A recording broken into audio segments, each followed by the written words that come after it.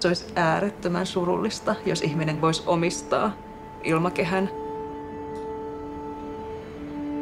Tosi mitä se nyt sitten oikeastaan tarkoittaa, se omistaminen, ehkä samaa kuin hallitseminen.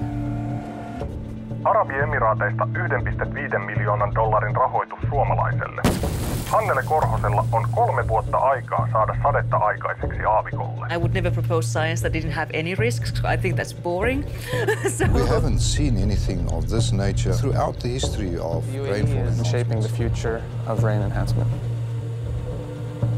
We don't do things as big as here. It's a kind of a shame, right?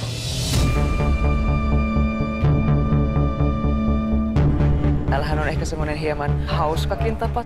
Kerrotaan vähän, minkä tyyppisiä asioita pitäisi esimerkiksi lehdistölle kertoa. It's just not the science. It's also making it relevant. After we get the rain, what are we going to do with the rain? We will leave it to evaporate. Maailmassa on se X määrä vettä. Onko se sade sitten, jos se saadaan satamaan pilvi jossakin, niin onko se pois jostakin muualta? Onko ylipäänsä ok muokata ilmakehää?